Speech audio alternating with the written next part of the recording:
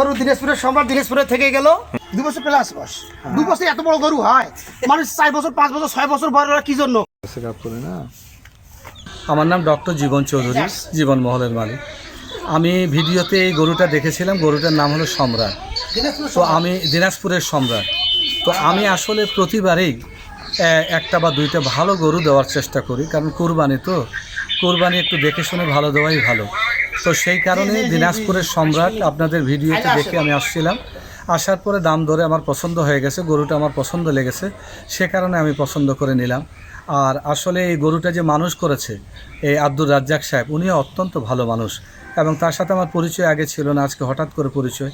এবং উনি অত্যন্ত ভালো মানুষ, উনি একটু অসুস্থ, আর না হলে আমাকে যে দামে গরুটা দিয়েছে এটা ঢাকাতে নিতে পারলে উনি আরও বেশি দামে বিক্রি করতে পারতো। আমি দামের কথা বলবো না, কিন্তু গরুটা আমার পছন্দ হয়েছে।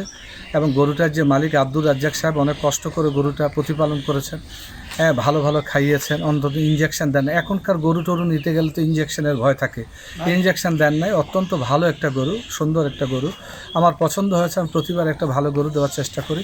গরু দিনাজপুরের সম্রাট দিনাজপুরে থেকে গেল আমাদের জীবন মহলের মালিক কৃতি শতান দিনাজপুরের জীবন চৌধুরী নিয়েছে। কত দিলে বিক্রি করলেন?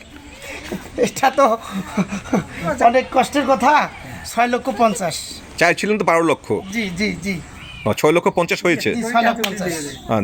কুরবানি দিবেন এটাই আমি আপনাদের কাছে আশা করি।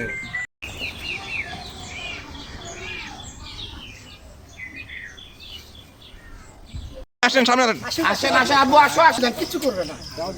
এই আদর আদর করলে কিছু করবে না। পোষা গরু তো। আমার মা আছে কাছে আসে এরকম করে। এই দেখছেন, এই দেখছেন, আমি হাত মিলাই দেন এই সুন্দর করে।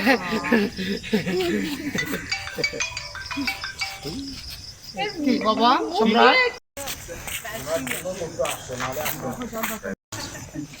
আমার সম্রাটকে দিয়ে গেলাম আপনাকে। এই যে যেতে চাচ্ছে আমার সঙ্গে।